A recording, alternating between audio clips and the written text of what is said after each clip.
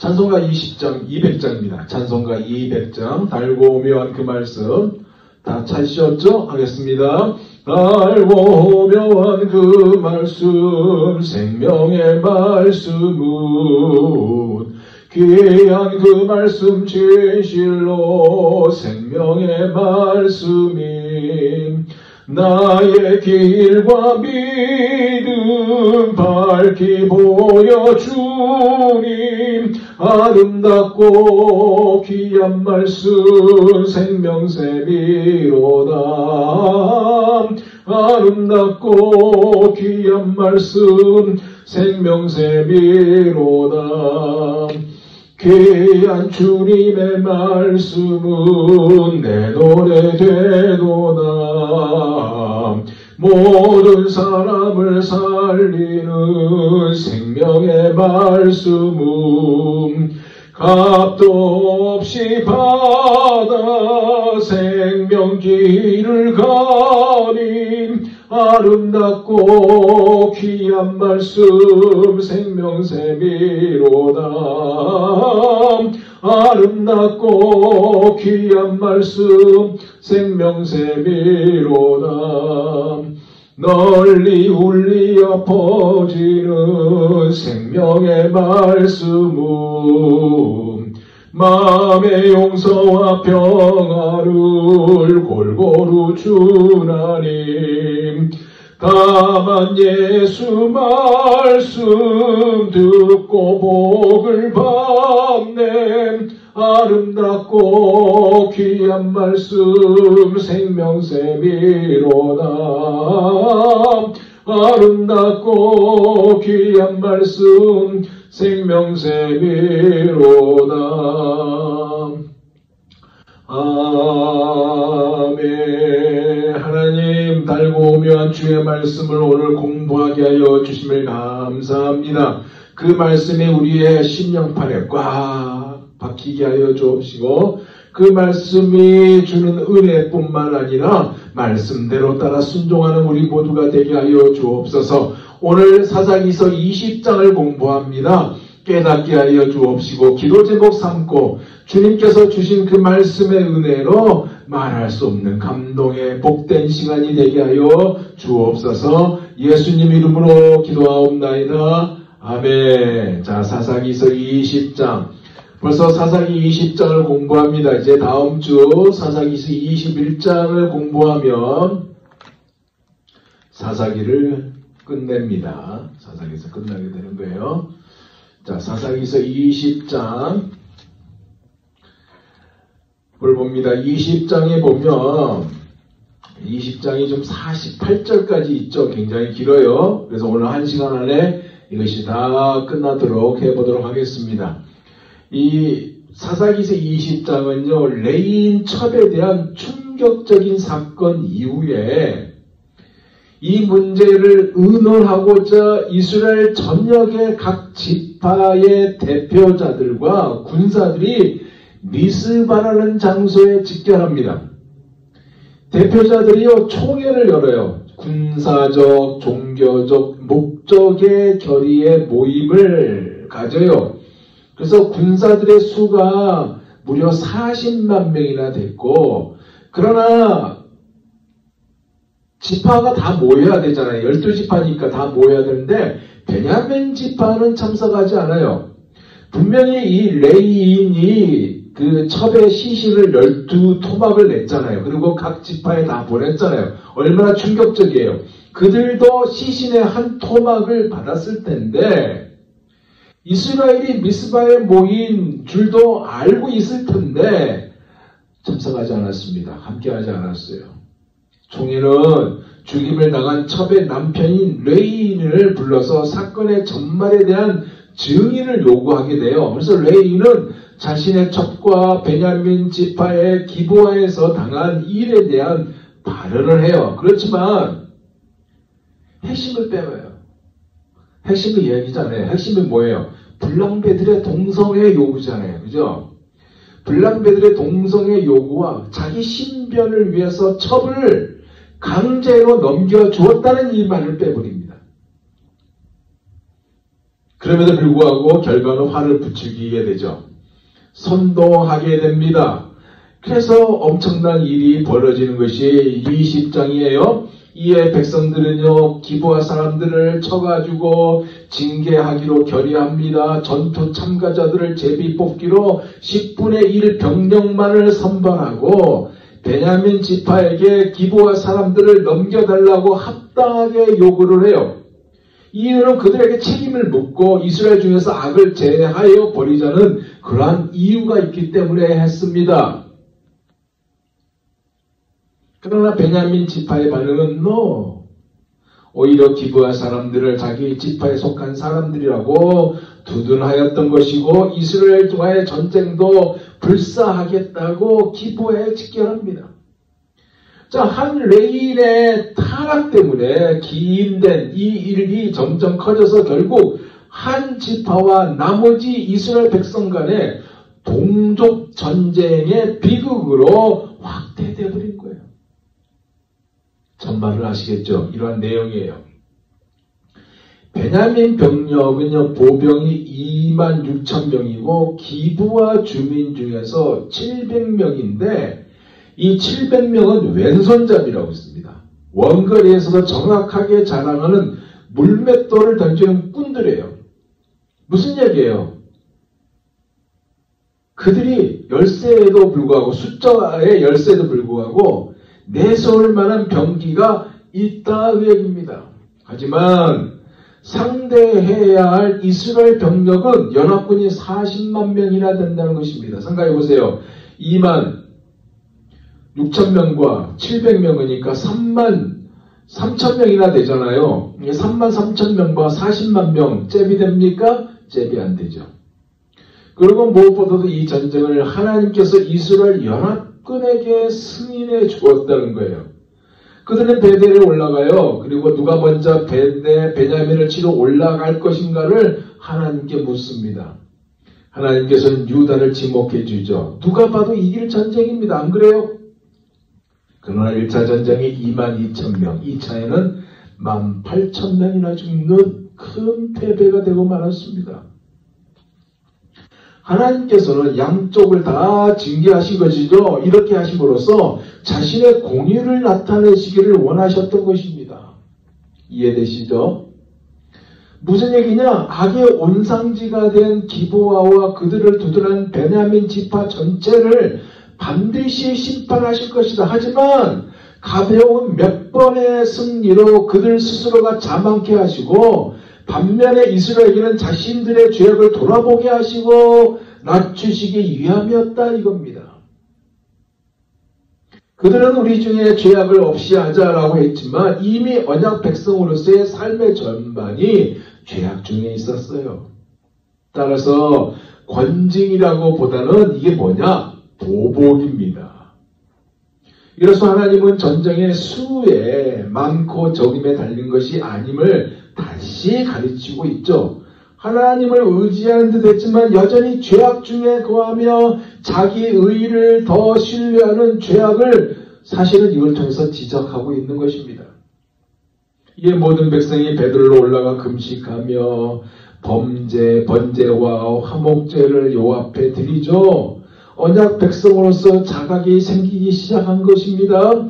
그리고 비로소 그들이 묵기 위해 거듭 올라간 곳이 왜 베델인지를 소개합니다. 그때 베델에 하나님의 번제와 대제사장 비느하스가 있었기 때문이었다고 말씀하고 있어요. 제가 이야기한 것은 지금 20장 전체 내용을 얘기하고 있는 겁니다. 무슨 얘기예요? 이들의 태도에 변화가 생겼다 그 얘기입니다.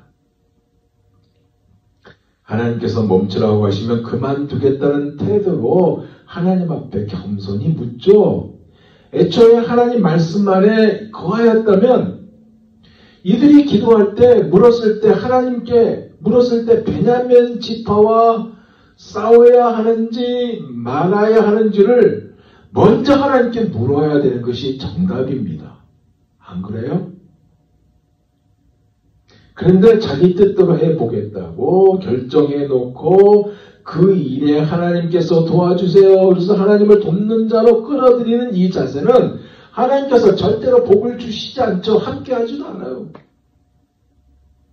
이렇게 세 번째 전투에서 베냐민 지파가 자만하여 성읍을 비운 사이에 이스라엘의 복병이 기브아를 점령합니다. 이를 통해 하나님께서 베냐민을 치심에 2만 5천 명이 죽습니다. 그리고 600명이 광야로 도망해요. 도망가죠. 6달 동안, 넉 달 동안 숨어서 지냅니다.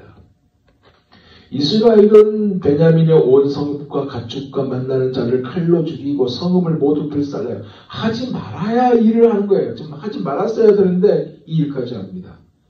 하나님의 공의를 드러내는 권징이 과연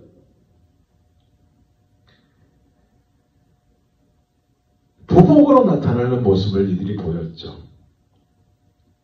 이게요, 멀리도 일어난 일이 아닙니다. 가나안 땅을 정복하고 가나안 땅에 정착하고 얼마 되지 않은 때에 일어난 일입니다. 대제사장 비느하스가 아직 살아있었어도 레위인은 또들이 레위인이 된 거예요. 고용된 제사장들의 활동을 하고 있었습니다. 성적인 타락은요, 극의 단아였고 도덕과 인간성이 몰락한 시대였다는 얘기예요. 거짓 증인이 만보하고요, 거기에 또 충분한 형제간의 전쟁을 불사하는 의분을 앞세우고요, 자기에게 속하였다고 죄악을 덮어주고 편을 들어주고, 근데 기가 막히게 이들 모두 다 하나님을 믿는다고 외치고 있는 자들이었다는 사실입니다. 하나님의 이름으로 모이고요, 하나님의 이름으로 결정하고요, 하나님을 향해 기도하고요. 하지만 분명한 것은 이 비참한 전쟁이요, 하나님께서 이스라엘에게 내리신 심판이요, 경고였다는 사실입니다. 이게요, 오늘 20장에 대한 내용입니다. 자, 그러면 한 절씩 한 절씩 절별로 공부하여 보기로 합니다. 자, 1절에서 3절까지 말씀입니다. 제가 읽어볼게요. 이에 모든 이스라엘 자손이 단에서부터 부엘세바까지와 길앗 땅에서 나와서 그 회중이 일제히 미스바에서 여호와 앞에 모였으니 온 백성의 어른 곧 이스라엘 모든 지파의 어른들은 하나님 백성의 총회에 섰고 칼을 빼는 보병은 40만 명이었으며 이스라엘 자손이 미스바에 올라간 것을 베냐민 자손이 들었더라. 이스라엘 자손이 이르되 이 악한 일이 어떻게 일어났는지 우리에게 말하라 하니 단에서 부엘세바까지 길앗 땅, 이거 뭐 말하냐? 전체에 총동원을 했다 그 얘기입니다. 그 회중이 일제에 일어나 미스바에서 여호와 앞에 모였다. 단순 군사 소집이 아니었다 그 얘기예요. 온 백성의 어른, 하나님의 백성의 총회에 섰고, 자, 치리하고자 하는 이 권위가 작동되었다 그 얘기입니다. 칼을 빼는 보병 40만, 압도적인 병력의 숫자를 보여주고 있죠. 그죠? 베냐민 자손이 들었더라. 자, 사건 당사자도 이 상황을 알고 있었다 그 얘기입니다. 이 악한 일이 어떻게 일어났는지 말하라. 총회가요, 먼저 사실 규명부터 진행하죠. 이 구절을 보듯이 민족적 분노의 에너지가 지금 미스바에 여호와 앞에라는 여기에 배치되고 있는 장면입니다. 그림이 그려지죠. 지도자들이 총회에 서고 먼저 진상 규명을 요구하면서 공동체적 책임을 지금 지고자 한 거예요. 전역 소집을 시켰어요. 이것을 볼 때 여러분, 여기 우리에게 주는 교훈이 있습니다. 우리가 분노 이전에 먼저 하나님 앞에 서는 모습이 있어야 돼요. 특히 지도자는 군중의 그 심리, 그 흐름의 감정에 휩싸일 필요가 없어요. 공동체를 하나님 앞에 공정한 절차로 이끌어 가야 하는 것입니다. 자, 4절에서 11절 말씀이에요. 레이 사람 곧 죽임을 당한 여인의 남편이 대답하여 이르되 내가 내 첩과 더불어 베냐민에 속한 기브아에 유숙하러 갔더니 기브아 사람들이 나를 치러 일어나서 밤에 내가 묵고 있던 집을 에워싸고 나를 죽이려 하고 내 첩을 욕보여 그를 죽게 하지라. 자, 이 레이 사람이 지금 이 총회 앞에서 자기가 어떤 일을 경험하게 되었는지를 이야기하는 거예요. 증언하는 거예요. 내가 내 첩의 시체를 거두어 쪼개서 이스라엘 기업에 온 땅에 보냈나니 이는 그들이 이스라엘 중에서 음행과 망령된 일을 행하였기 때문이라. 이스라엘 자손들아 너희가 다 여기 있은즉 너희의 의견과 방책을 낼지니라 하니라.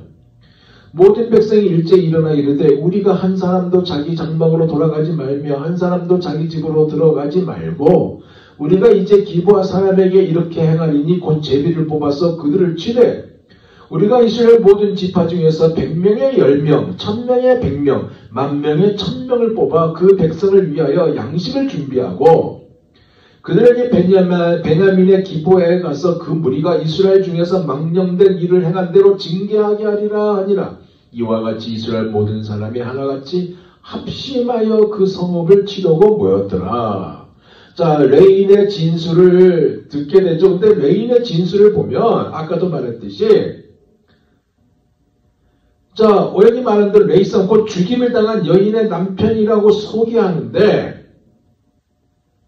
기브아 사람들이 집을 에워싸고 나를 죽이려 했고 내 첩을 욕보로 죽게 했다라고 서술하죠.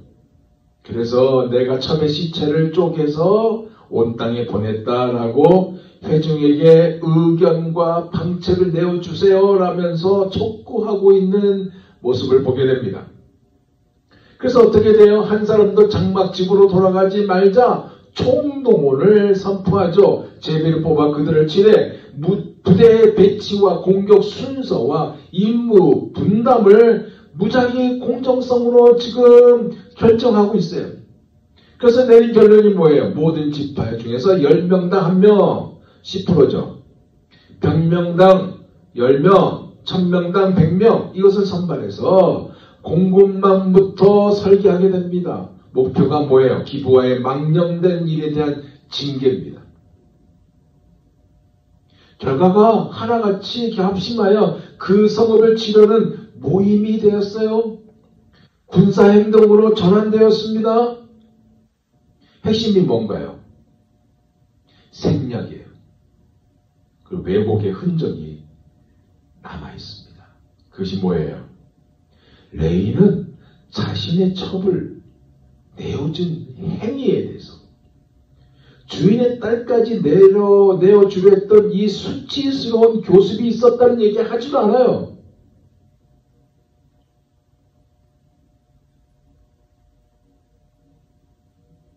아침에 죽은 자신의 첩 여인에 대한 이 데려간 과정, 동성애가 있었기 때문에 첩을 그냥 강제로 내보냈잖아요. 데려간 과정을 말하지도 않았습니다. 나를 죽이려 했다는 자기 방어에 더 강화했어요. 그죠?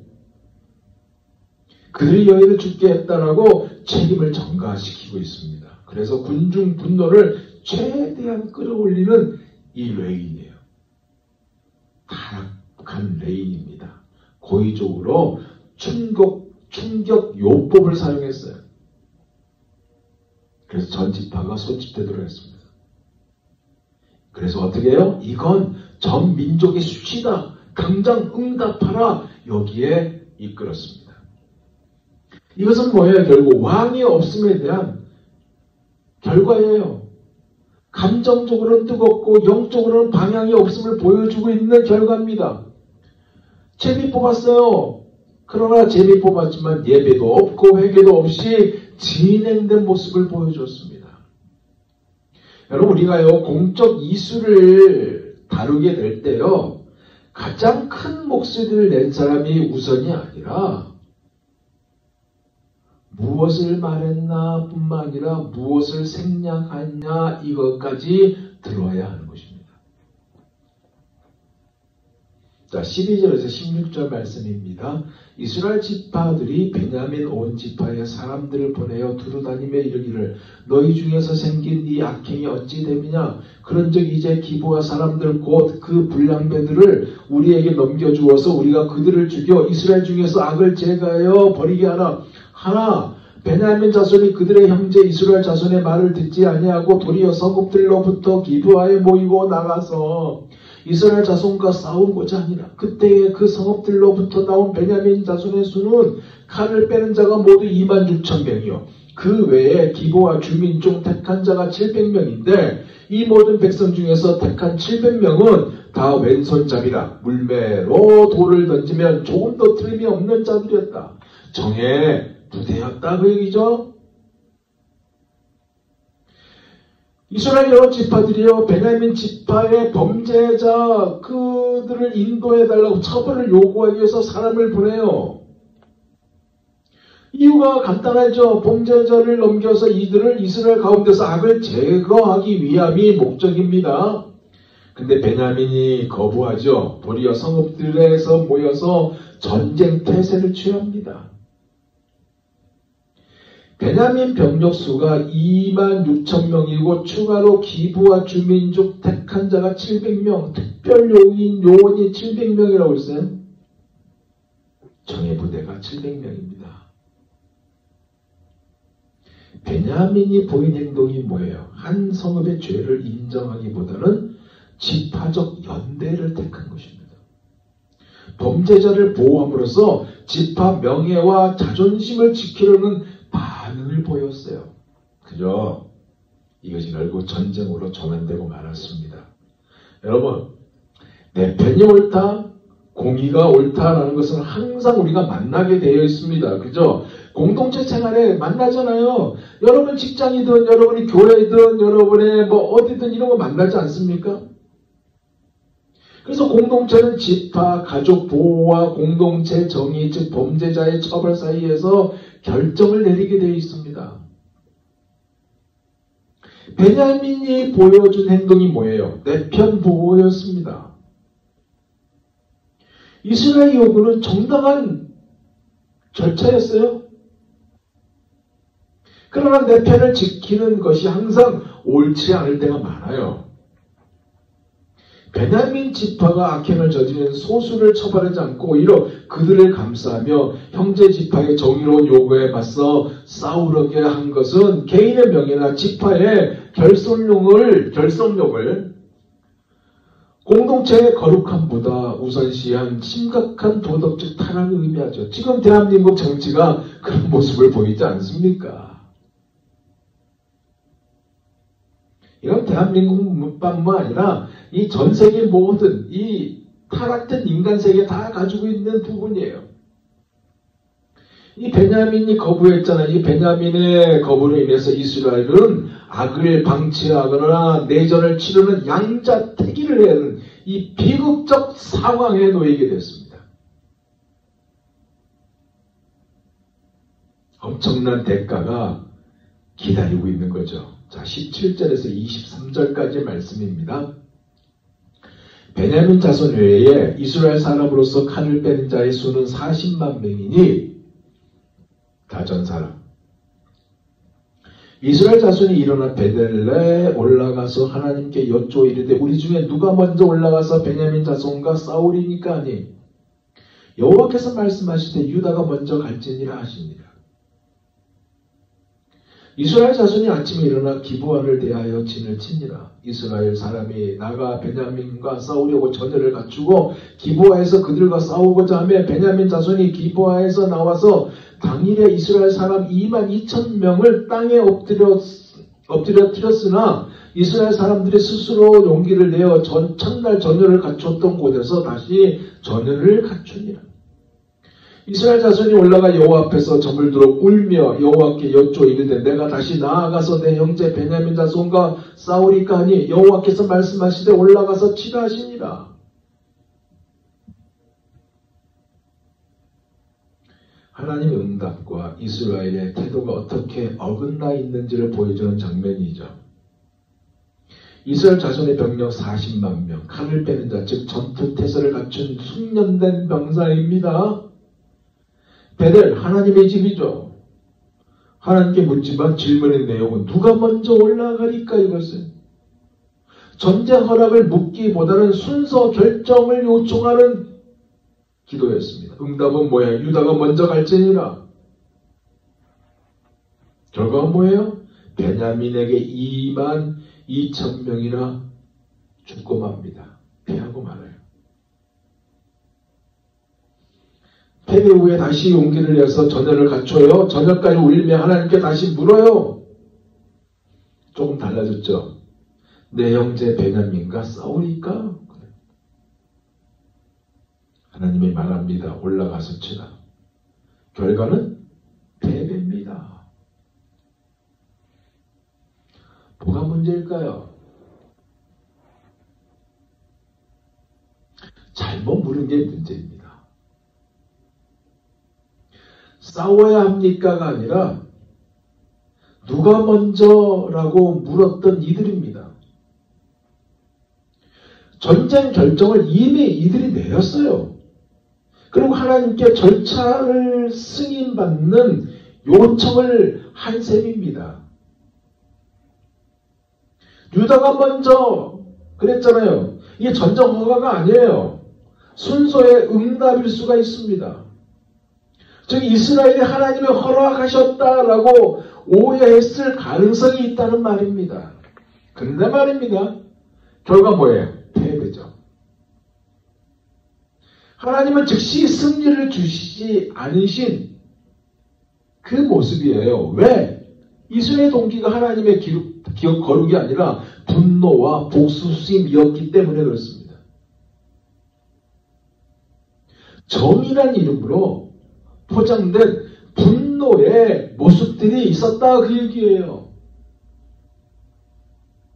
그래서 이스라엘이 울며 하나님께 물었어요. 그렇지만 여전히 싸워야 합니까? 이 정도였어요. 무슨 얘기예요? 눈물이 있었지만 회개가 없었다 그 얘기입니다. 감정은 있었어요. 그러나 영적 분별이 부족한 모습이었다 그 얘기입니다. 이해되시죠? 근데 두 번째 진리에서 비로소 내 형제라는 이 표현이 등장합니다.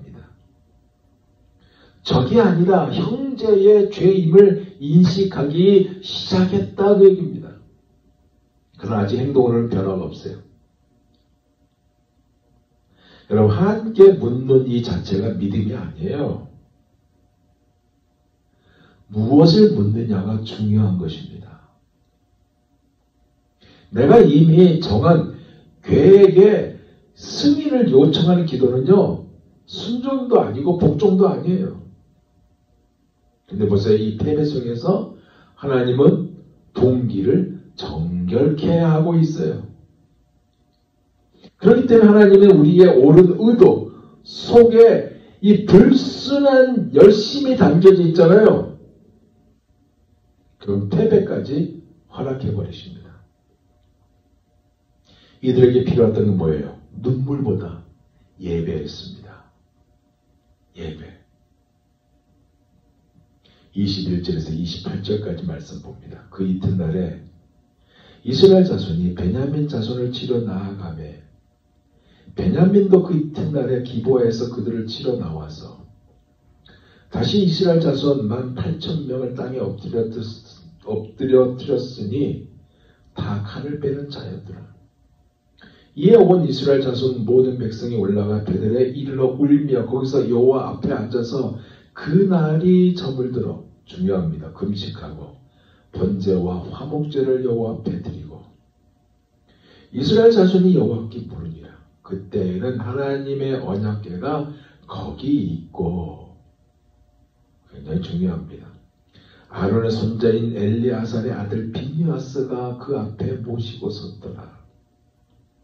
하나님 자손들이 여쭈기를 우리가 다시 나아가 내 형제 베냐민 자손과 싸우리까 말리까 하니 여호와께서 이르시되 올라가라. 내일은 내가 그를 내 손에 넘겨주리라 하시는지라.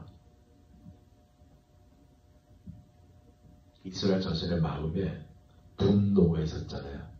이 분노에서 회개 자리로 가는 장면입니다.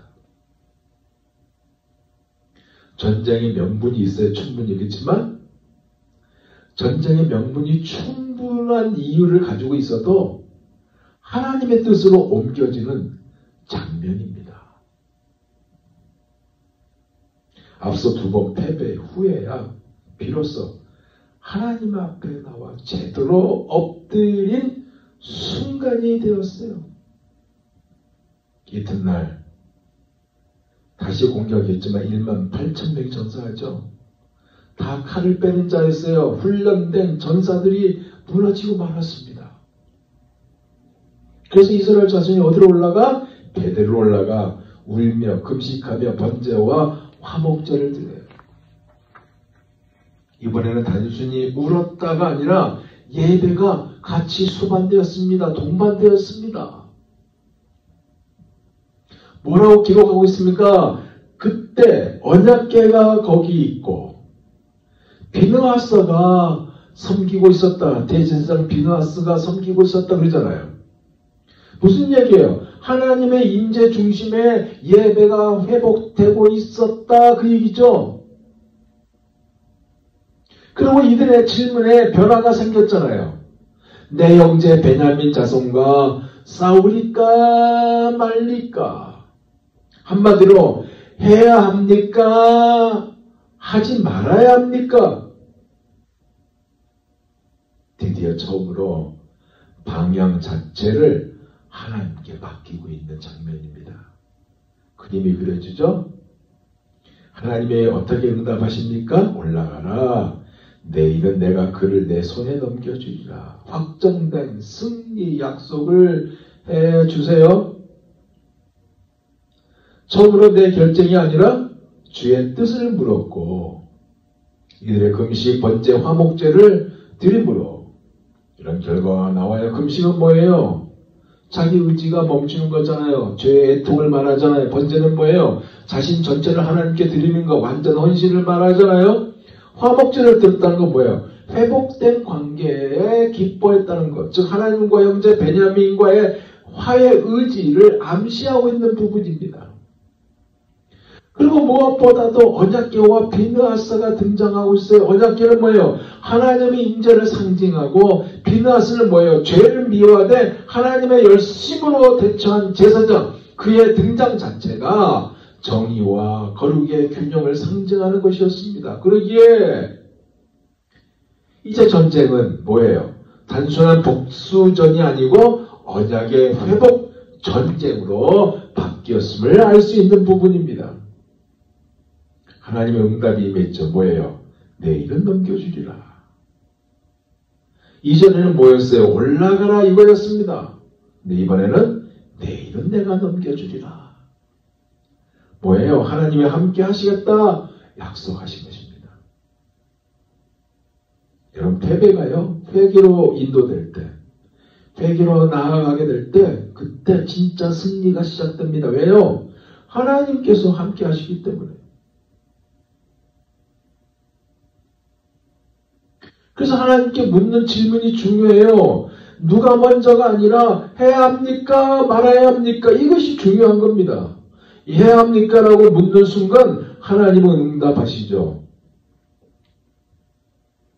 우리가 기도할 때 하나님께 기도해 그 질문을 바꿀 필요가 있어요. 혹시나 하나님 제 계획을 도와주세요 라고 기도했다면 이제 하나님 당신의 뜻을 보여주세요 라고 기도하게 되고 눈물로만 멈추지 말고 예배, 말씀, 헌신, 화목으로 나아갈 때 하나님의 음성을 들을 수 있는 겁니다.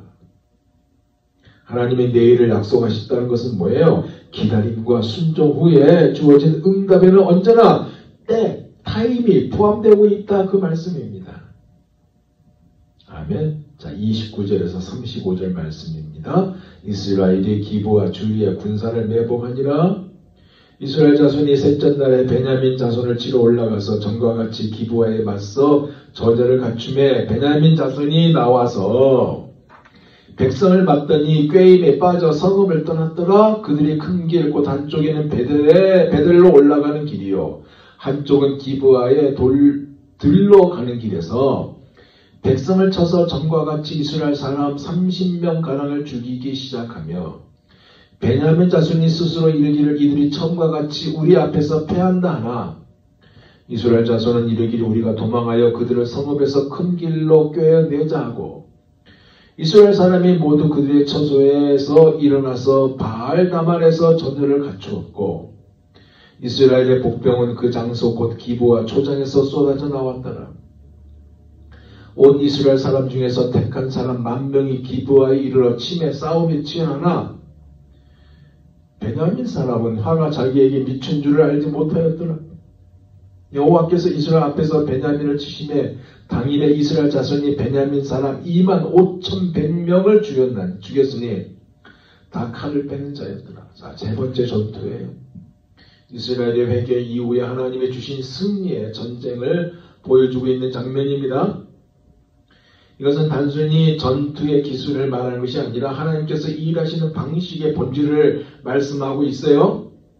이스라엘이 기브아 주위에 매복, 복병을 설치하죠.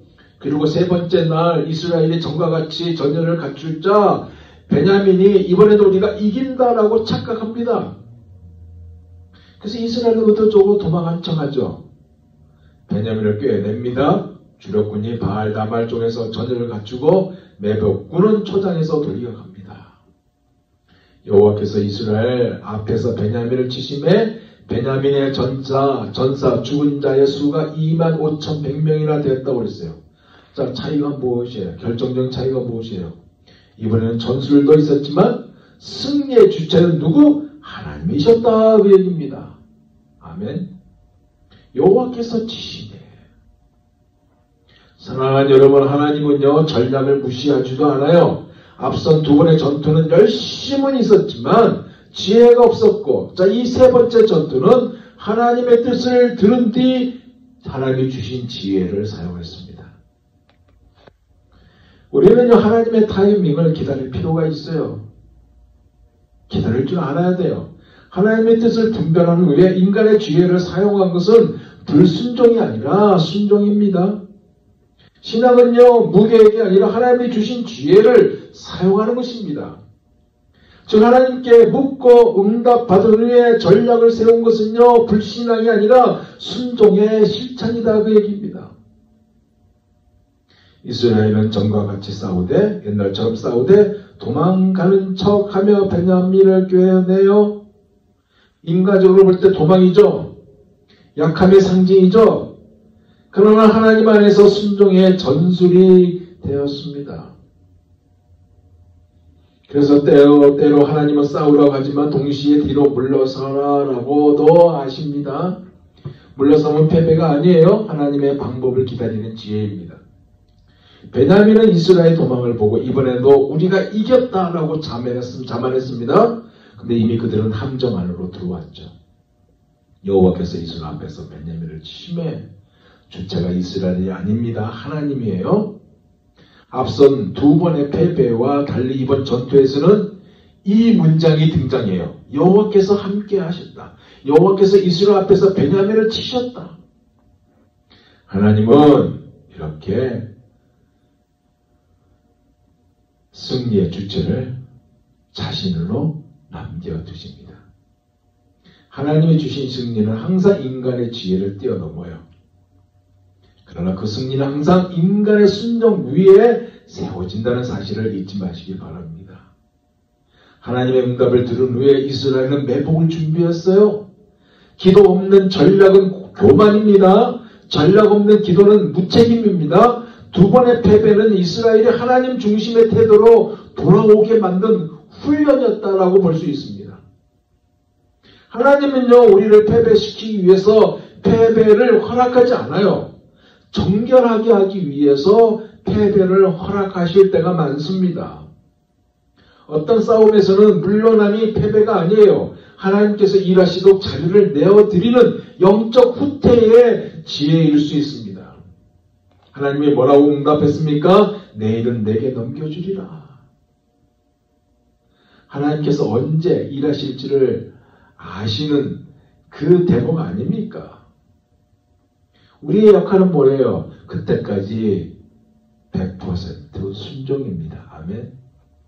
자, 마지막 36절에서 48절까지 봅니다.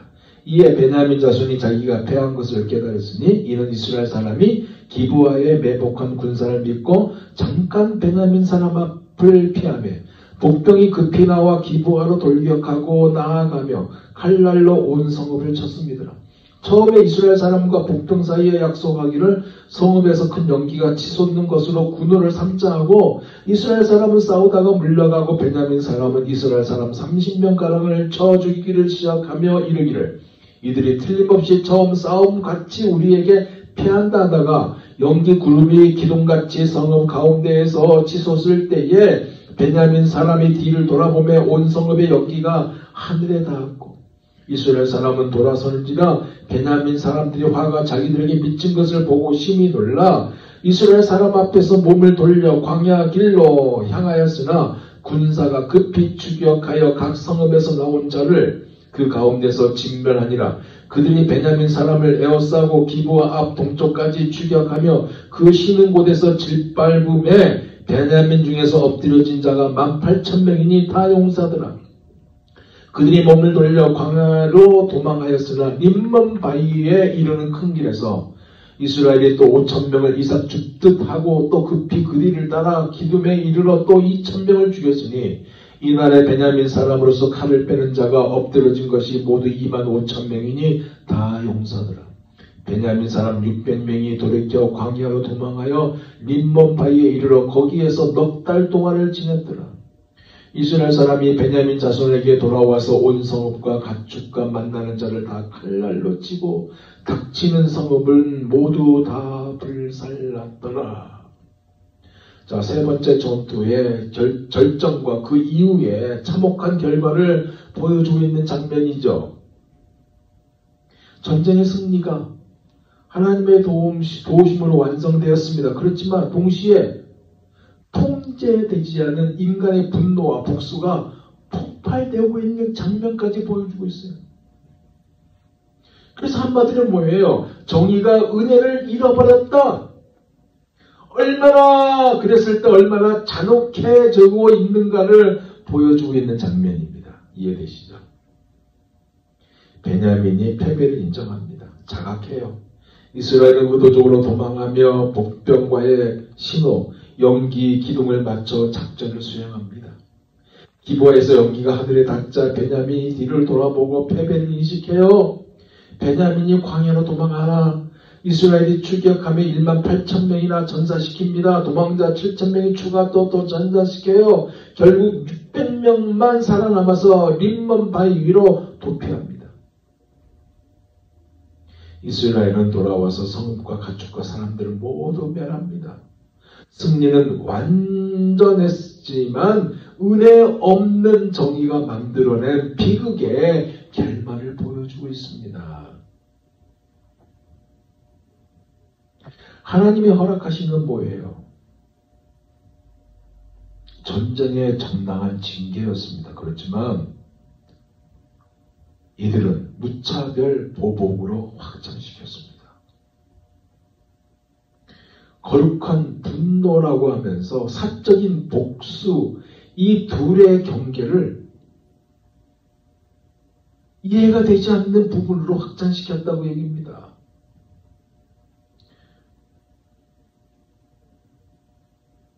여러분, 이렇게 분노는 정의의 시작이 될 수 있지만 은혜가 빠진 분노는 언제나 파괴로 끝납니다.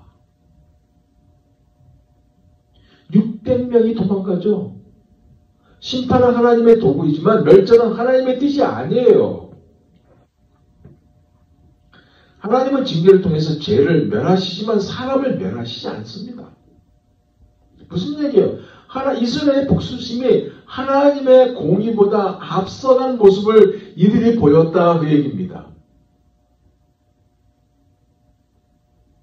이게 우리가 가장 조심해야 될 부분입니다.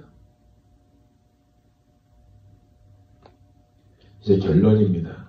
여러분 사사기 20장은 인간이 옳음을 주장하지만 하나님의 마음을 잃어버린다? 이것이 얼마나 위험해지는가를 보여주고 있는 말씀입니다. 한마디로 미러, 거울이다 그 얘기입니다. 이스라엘은 정의의 전쟁을 선포했어요. 그죠?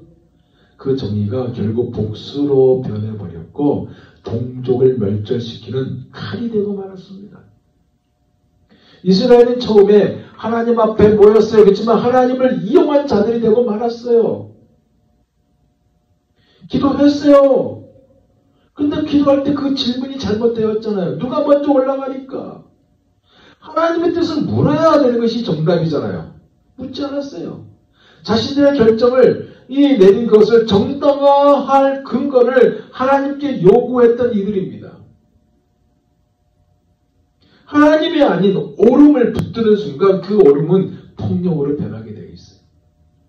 하나님이 없는 정의는 언제나 인간의 자존심으로 끝나버리고 마요. 하나님이 원하는 건 뭔지 아세요? 정당성이 아니에요. 거룩함입니다. 분노가 아니에요. 회개입니다. 전쟁이 아니에요. 예배입니다. 두 번 패배한 다음에 이스라엘은 울었어요. 그죠? 근데 그 울음보다 하나님이 원하신 게 뭐예요? 예배였어요. 세 번째 전투 후에 승리를 앉았지만 그 전에 뭐가 있었어요? 금식하고 번제와 화목제를 드렸잖아요. 그때 하나님이 말씀하신 게 뭐예요? 내일은 내가 그를 내 손에 넘겨주리라. 함께하겠다. 하나님은 우리의 열심보다 그 마음의 방향을 먼저 보십니다, 여러분. 그리고 패배는 끝이 아니에요. 방향을 돌이키는 은혜의 사인입니다. 신호입니다. 하나님 우리가 실패하는 그 실패 속에서 당신의 얼굴을 다시 찾게 하시고요. 그 자리에서야 비로소 거룩한 승리를 허락하십니다. 세 번째, 전투에서 하나님은 내일은 넘겨주리라 하셨고 이스라엘은 승리했죠. 하지만 41절을 보세요. 하나님의 명하시 않으신 살육과 불살람을 이들이 행했잖아요. 그 결과 한 지파가 완전히 사라질 뻔한 비극까지 생기고 말았습니다.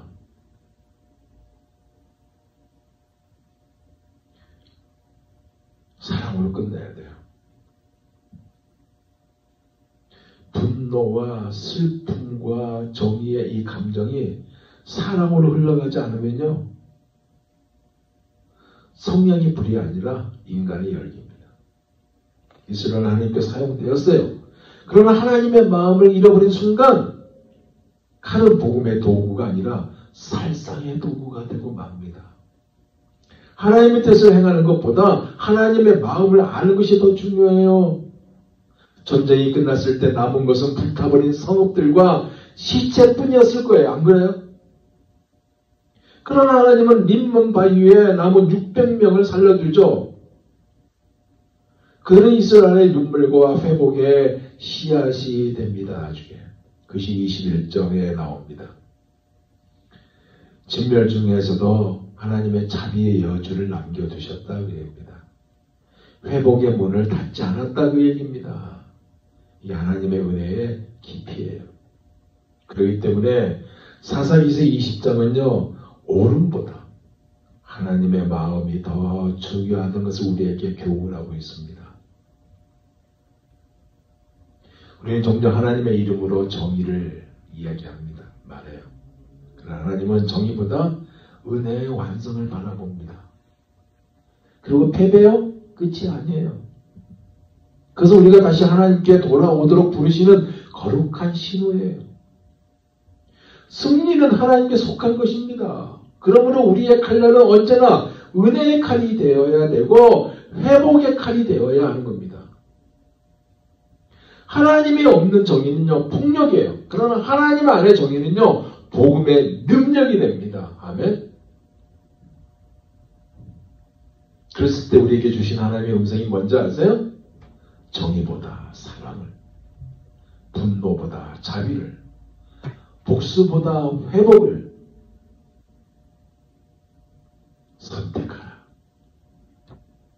나는 내가 이기기를 원하지 않는다. 나는 내가 내 마음을 알기를 원한다. 이겁니다. 이것이 사사기서 20장 우리에게 주는 하나님의 귀한 말씀이고 내용이고 핵심입니다. 아멘. 기도하겠습니다. 하나님, 우리가 오름으로 싸우며 주의 마음을 잃어버릴 때가 많이 있습니다. 우리가 그리하지 않게 하여 주옵소서. 주님의 마음을 잃지 않게 하여 주옵소서. 패배 중에서도 낭만과 좌절이 아니라 그 패배 속에서도 하나님의 뜻을 구하게 하시고 우리에게 승리를 주었을 때 우리가 교만하지 않게 하여 주옵시며 우리가 분노의 칼이 있다면 그 분노의 칼을 거두고 은혜의 손을 내밀 수 있는 우리가 되게 하여 주옵소서. 우리 안에 정의보다 하늘을 두루마리 삼고 바다를 먹물로 삼은 하나님의 크신 사랑의 마음을 우리 안에 회복되는 은총이 임하게 하여 주옵소서.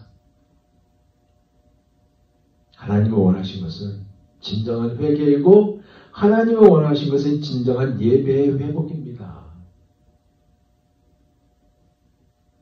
이러한 것을 놓치지 않는 우리가 되게 하여 주옵소서. 주님의 마음을 읽는 우리가 되게 하여 주옵시고 주님의 마음에 합당한 자가 되게 하여 주옵소서. 예수님 이름으로 기도하옵나이다. 아멘. 자, 주님 가르친 기도를 마칩니다. 하늘에 계신 우리 아버지여, 이름이 거룩히 여김을 받으시오며 나라의 마옵시며 뜻이 하늘에서 이루어진 것 같이 땅에서도 이루어지이다. 오늘날 우리에게 이루어갈 양식을 주옵시고 우리가 우리에게 죄 지은 자를 사하여 준 것 같이 우리 죄를 사하여 주옵시고 우리를 시험에 들지 말게 하옵시고 다만 악에서 구하옵소서. 대개 나라와 권세와 영광이 아버지께 영원히 있사옵나이다. 아멘. 자, 수고하셨습니다. 네.